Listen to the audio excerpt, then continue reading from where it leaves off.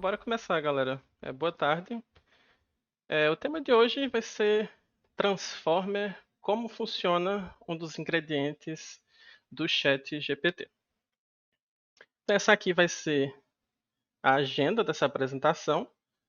Basicamente, a gente vai ter a motivação dessa palestra, alguns conceitos básicos, a gente vai ver sobre redes neurais artificiais clássicas, e enfim, a gente vai chegar no nosso tema principal, que seria Transformer, onde eu vou falar como ele surgiu, como é que ele funciona, e também vou falar alguns exemplos de aplicações.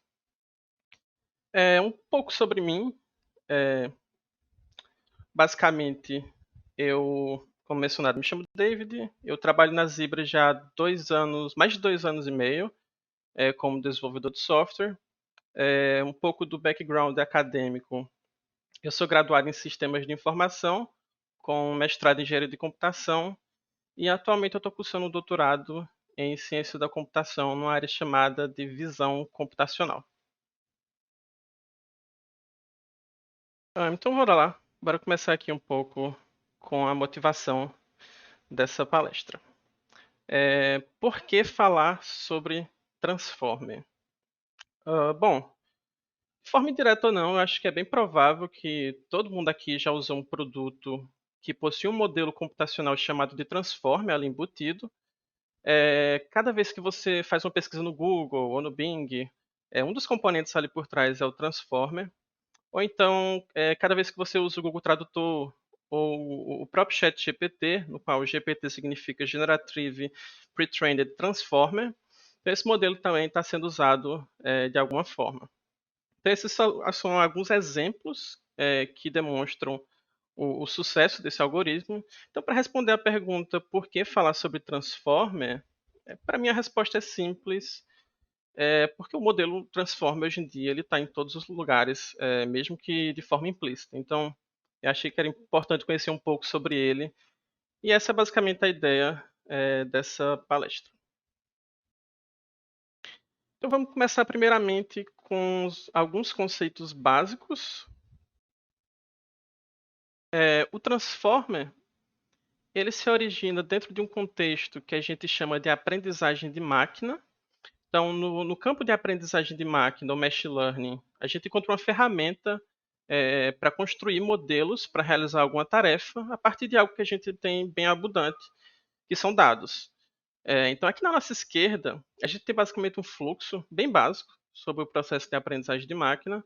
Como vocês podem observar, ele inicia com o que a gente chama de treinamento, no qual uma larga quantidade de dados ela vai ser usada como alimento para o meu modelo, de forma que esse modelo vai ali identificando, extraindo padrões nesses dados para resolver algum problema. E aí, como resultado desse treinamento, a gente gera como artefato um modelo, que a gente pode chamar aqui de modelo preditivo. E aí, com esse modelo em mãos, a gente pode passar a usá-lo de fato, né, para fazer algumas inferências. Isso significa que a gente pode fornecer novos dados de entrada para esse modelo e ele vai gerar uma saída, uma predição ou uma previsão sobre alguma coisa. E aí, como exemplos de aplicações, eu listei aqui à direita. A gente pode usar o Machine Learning para, por exemplo, aprender tradução de texto. Então, supondo que a gente quer usar Machine Learning para criar um modelo que traduz texto de português para japonês, a gente vai ter ali o treinamento, onde a gente vai estar expondo modelos a dados de texto em português associado com as respostas em japonês. O modelo vai ali extrair informações que permitem ele fazer esse tipo de associação, e aí, como resultado, a gente vai ter um modelo que pode receber novos dados de entrada em português e fazer uma inferência, né, como eu já estava falando, do qual seria a tradução mais provável em japonês. Outra aplicação que eu coloquei aqui poderia simplesmente ser criar um modelo de linguagem para aprender a próxima palavra, o próximo token, dado as palavras ou tokens anteriores. E aí, nesse contexto, à medida que o modelo vai estar ali passando por um treinamento, onde ele vai ter acesso à resposta correta, indicando qual seria o próximo token, ao final a gente vai ter ali um modelo que pode estimar as palavras mais prováveis. E aí, para criar esse modelo preditivo, a gente pode usar diferentes algoritmos. A quantidade de algoritmos que existe é enorme, eu não consigo nem estimar aqui para vocês. Porém, um dos tipos de algoritmos que a gente pode destacar são as chamadas redes neurais artificiais, que são algoritmos criados tomando como inspiração a forma com que o cérebro funciona ali de uma perspectiva biológica. Então, existem diferentes exemplos de redes neurais artificiais, como eu coloquei aí as redes Multilayer Perceptron, as Recurrent Neural Networks e o Transformer, que vai ser o assunto principal de hoje. Então, a gente vai começar aqui discutindo primeiramente sobre as redes neurais artificiais clássicas. O primeiro modelo que eu gostaria de falar seria o Multilayer Perceptron, o MLP. Ele é basicamente o resultado de décadas de desenvolvimento que se iniciou lá no século passado e lá até hoje continua sendo uma arquitetura bastante usada para modelar diferentes tipos de problemas. Como vocês podem ver nessa figura, essa rede MLP ela é basicamente composta por uma camada de entrada para representar os dados que adentram a rede. Em seguida, a gente vai ter uma série de camadas escondidas que geralmente possuem uma quantidade bem alta dos chamados neurônios, que permitem com que a rede aprenda diferentes padrões. E aí, por fim, a gente vai ter ali uma camada de saída que vai gerar as estimativas do modelo. Apesar da MLP ela ser uma rede completa, ela também pode ser usada como um próprio building block. Ela é, inclusive, um componente usado dentro do próprio Transformer, como a gente vai ver mais tarde. Ainda sobre as MLPs, eu listei aqui duas principais características desse modelo, só para fechar. A primeira é que o fluxo segue uma única direção, da entrada até a saída, caracterizando uma rede feed-forward. E a segunda é que cada nó se conecta a todos os nós da camada adjacente. Então, a gente tem ali a presença de camadas que a gente chama de camadas densas. Apesar da MLP ela ser uma opção muitas vezes adequada, ainda assim ela tem muita dificuldade quando a gente tem que lidar com tarefas que envolvem uma sequência de dados ao invés de um único dado de entrada. E aí isso acaba sendo um problema, porque existem diferentes tarefas que são de natureza sequencial. Como, por exemplo, eu coloquei mais à esquerda, a gente pode ter como entrada uma sequência de palavras, um tweet, por exemplo, e uma saída indicando se o conteúdo dele é positivo ou negativo. Eu posso ter um modelo que recebe como entrada uma pergunta, que seria uma sequência de palavras, e aí no fim ele vai gerar como saída uma outra sequência de palavras ali, contendo a resposta. Eu posso ter também um modelo que recebe como entrada uma única imagem, e a saída se trata de uma sequência de palavras descrevendo o conteúdo daquela imagem. E por fim, como eu falei anteriormente, eu posso ter uma sequência de palavras em um determinado idioma e como saída uma outra sequência de palavras em um idioma-alvo.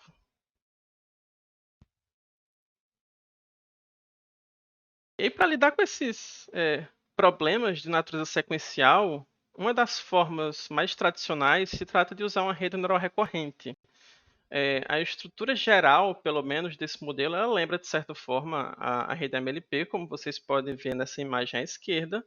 Porém, aqui a gente introduz a questão das conexões cíclicas. Então, a gente tem um loop que permite processar essa sequência de dados. Para facilitar o nosso entendimento, eu peguei na imagem à direita, eu coloquei de forma isolada uma única unidade dessa rede, processando uma sequência de caracteres, que seria jazz. Como vocês podem ver, a cada letra que o modelo processa, ele guarda o estado e ele propaga ele à direita para a gente usar no processamento do caractere seguinte. A gente continua esse processamento iterativo até a gente consumir toda a sequência de dados. Esse tipo de arquitetura ele é bastante usado atualmente, porém ele tem algumas limitações que dificultam com que a gente consiga escalar esse modelo. E é exatamente nesse ponto que entra a questão do transformer. Então o transformer ele surge então como uma alternativa a essas outras redes que a gente tem até então, como as redes neurais recorrentes, apresentando basicamente uma nova forma de aprender em cima de uma sequência de dados. Ele foi publicado ali em 2017, nesse paper Attention is All You Need, por pesquisadores que até então eles trabalhavam na Google.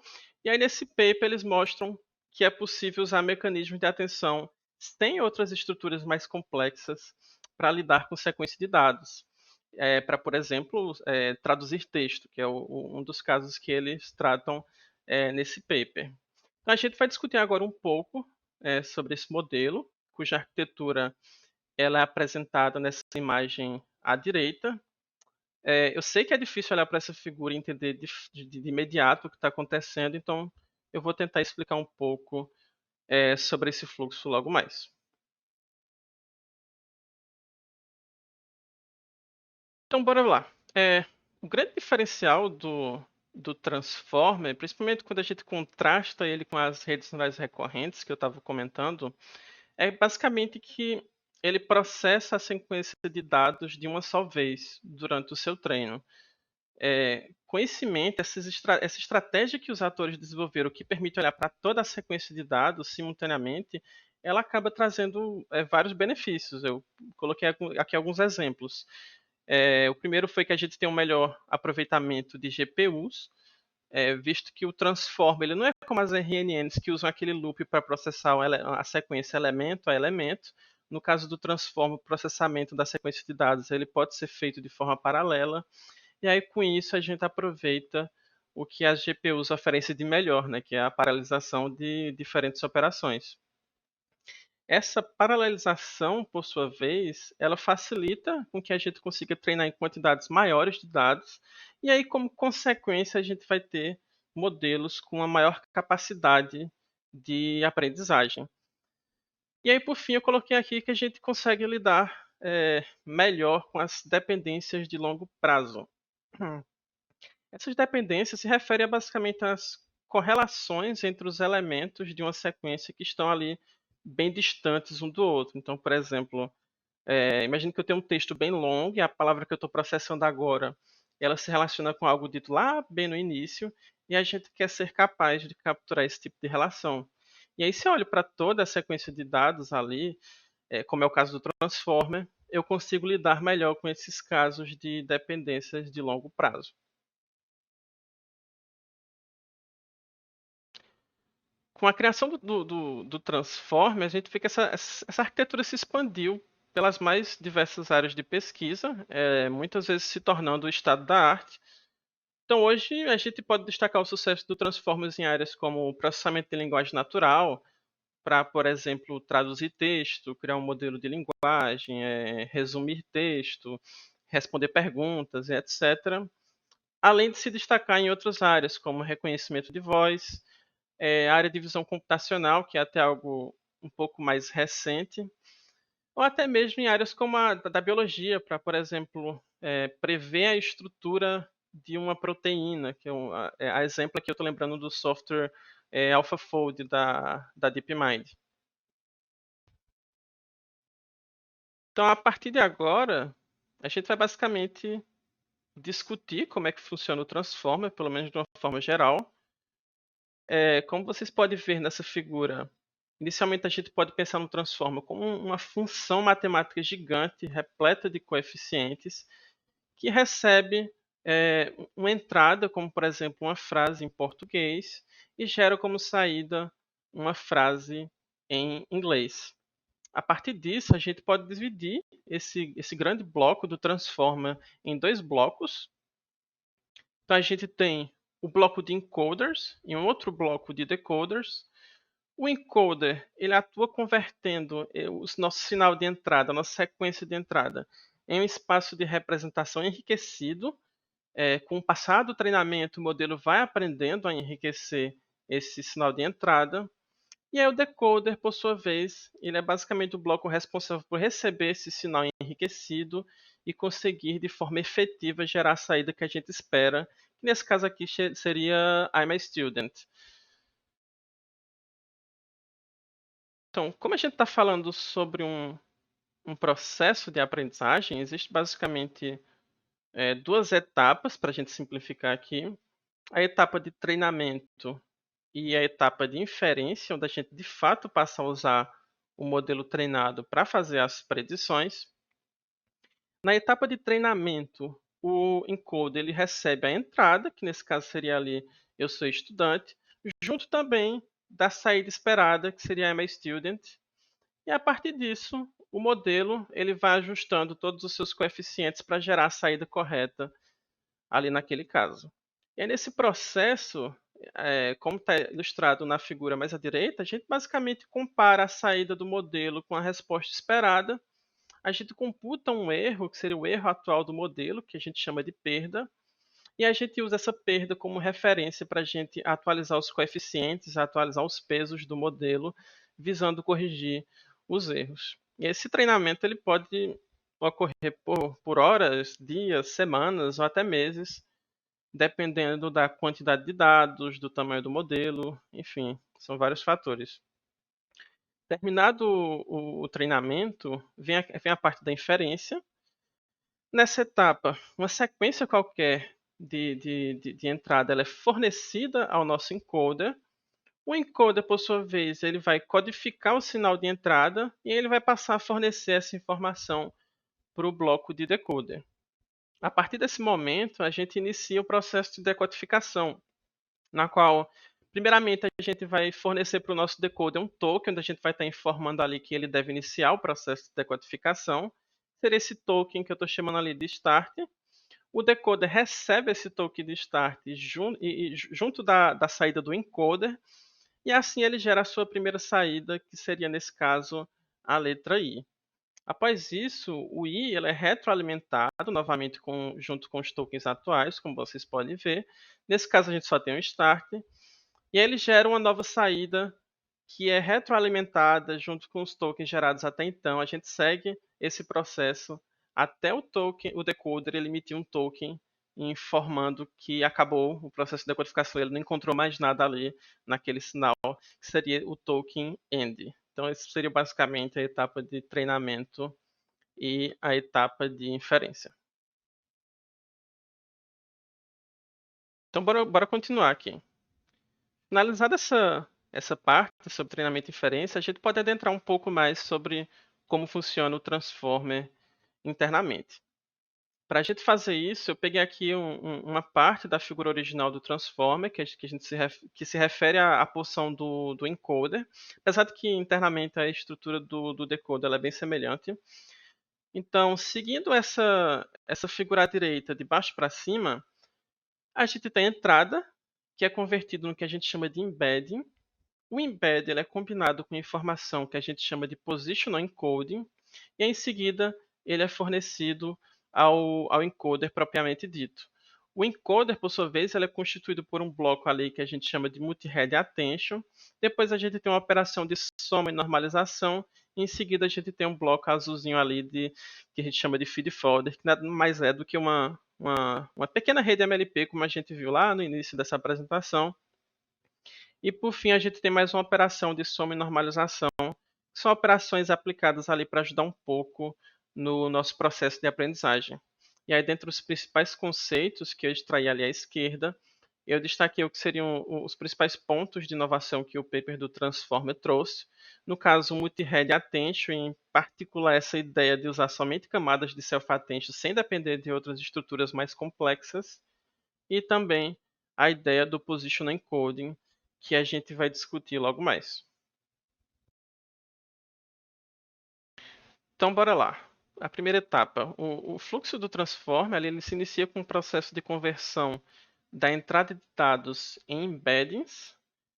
Considerando que eu vou alimentar o Transformer com texto, por exemplo, a gente precisa converter esse texto para um formato numérico, já que uma rede neural artificial ela lida com números. Então, para fazer isso, a gente pode usar embeddings, que seriam vetores numéricos que representam palavras ou um outro tipo de dado, entidade, enfim. Aqui nesse exemplo da figura, nós temos frases de texto que a gente precisa converter para embeddings. Para fazer isso, a gente primeiro mapeia cada palavra para ser identificada por um índice, e aí a gente em seguida fornece esses índices para uma camada responsável por gerar os nossos embeddings.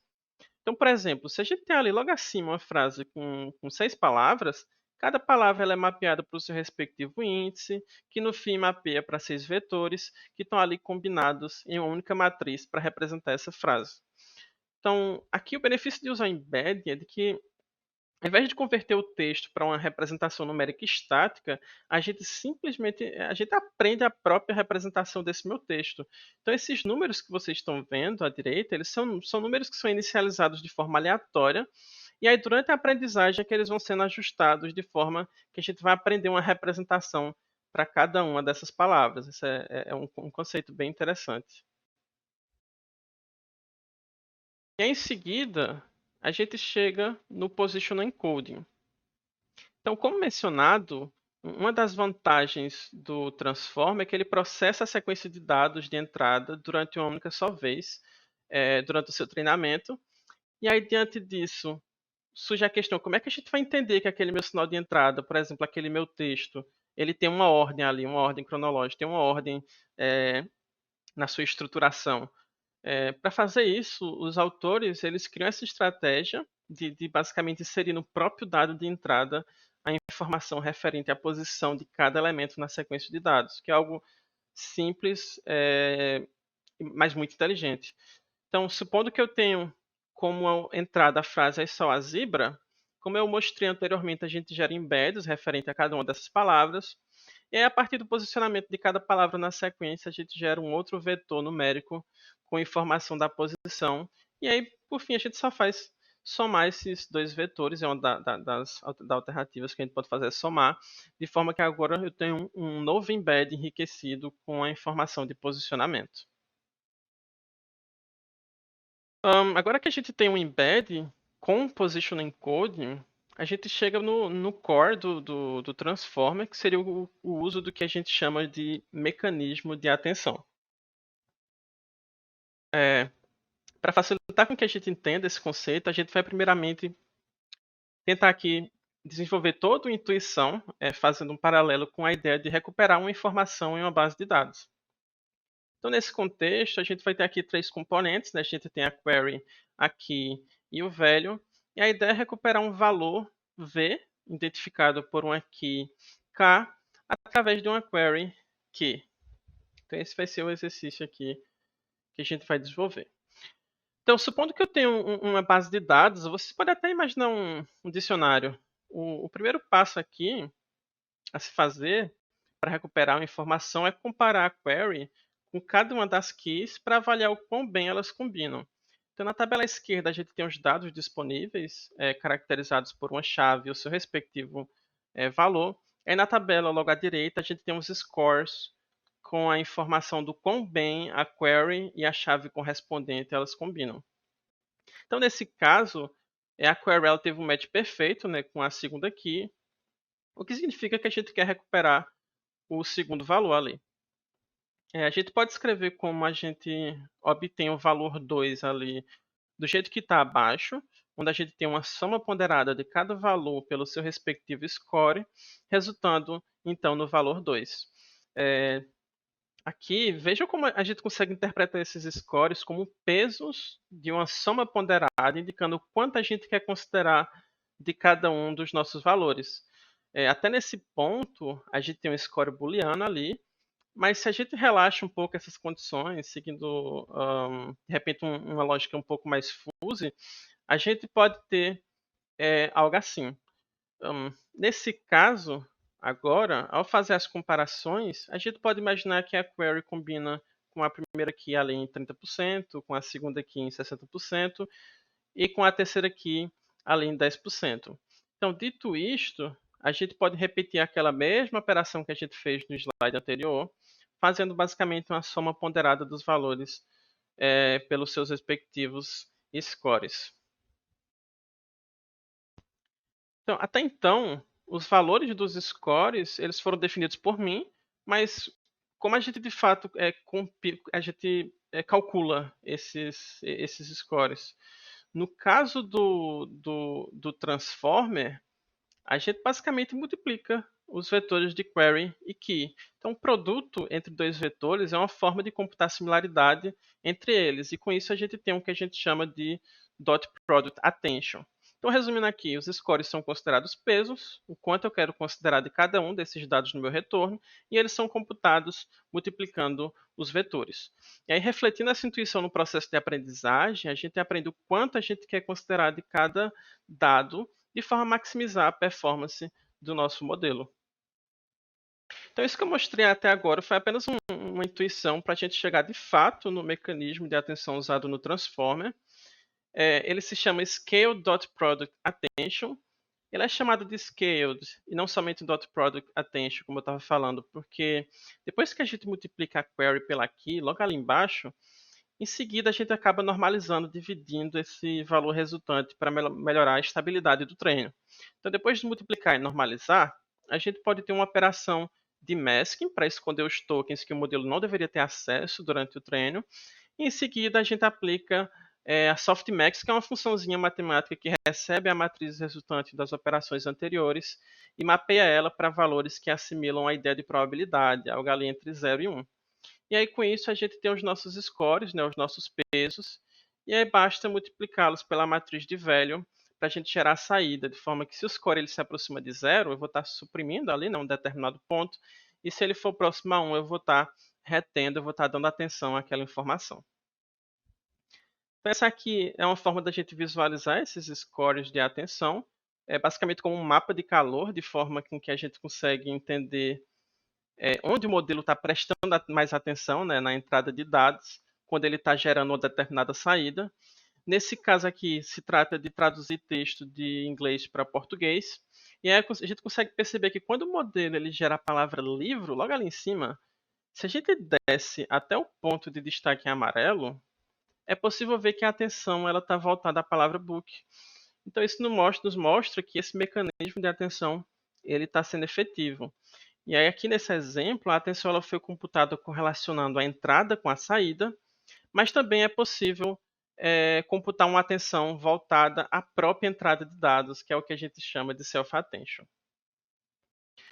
Então a ideia do self-attention, que foi introduzido no paper do Transformer, foi basicamente aprender as relações existentes entre os diferentes elementos da minha própria entrada de dados.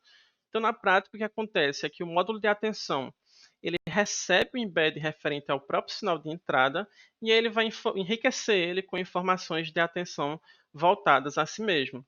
Então, essa é uma estratégia bem interessante, porque se a gente fala sobre texto, por exemplo, entender a relação entre as palavras é bem importante, né? O contexto é muitas vezes determinante para a gente entender o significado de uma palavra. Então, imagine a seguinte situação, onde eu tenho duas frases.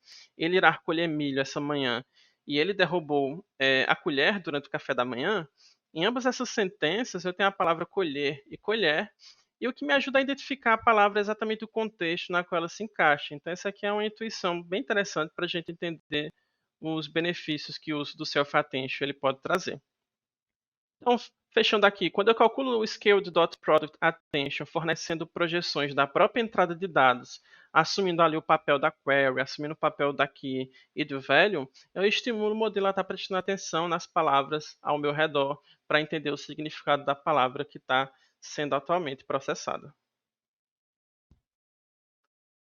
Aqui eu trago um exemplo na prática do self-attention. Na primeira imagem, a gente tem a frase The animal didn't cross the street because it was too tired. Além daquela parte, it was too tired, o it, ele se refere ao animal, e aí o self-attention consegue capturar essa relação de forma que quando a gente processa a palavra it, ali na segunda coluna, naquela primeira imagem ainda, a gente coloca um peso maior na palavra animal. Já nessa imagem à direita, onde a gente tem The animal didn't cross the street because it was too wide, se a gente olha para it was too wide, o it ele se refere à rua, né? E aí, mais uma vez, o self-attention ele consegue capturar fortemente essa relação. E aí, para finalizar, sobre essa parte de atenção, no Transformer a gente não usa somente um único bloco de atenção, porque a gente quer ser capaz de capturar relações considerando diferentes perspectivas. Então, por isso, a gente usa vários blocos de atenção de uma única só vez, o que a gente chama de multi-head attention, né? como a gente viu lá na figura original lá do paper.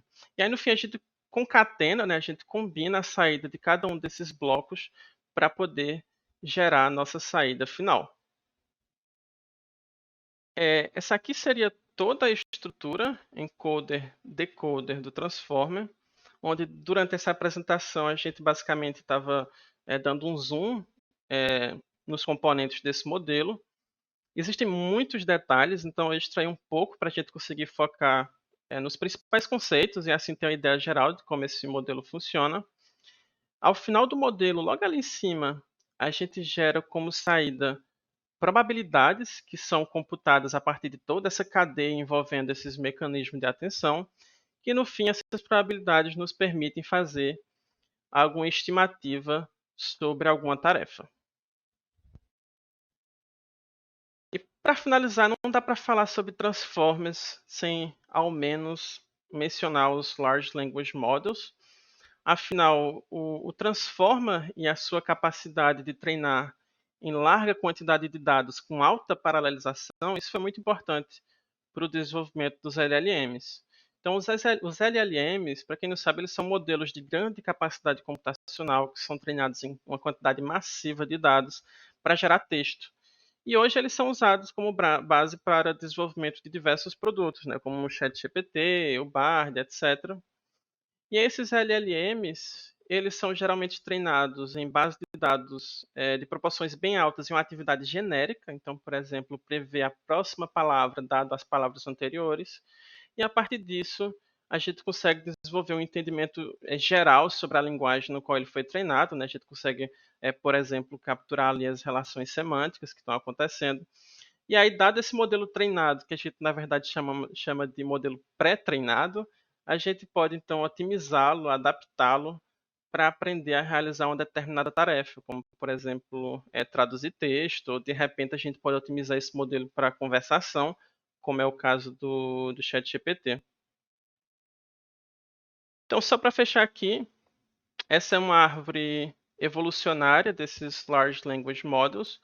O Transformer ele foi criado além de 2017, como eu falei, e a gente vê ali que por volta de 2018 foram desenvolvidos modelos como o GPT, né, da OpenAI, ou o BERT da Google. E é válido ressaltar que a forma com que esses modelos usam a arquitetura varia. O modelo da Google, BERT, ele, por exemplo, usa somente a porção do encoder, enquanto o GPT ele é ao contrário, ele usa somente a parte do decoder. E hoje a gente tem toda essa gama de modelos que fazem uso do Transformer, ou alguma variante desse modelo. Então é interessante observar o impacto desse algoritmo também nesse contexto de Large Language Models. E no mais, acho que é isso que eu queria falar por hoje. Eu agradeço pela atenção de vocês. Muito obrigado.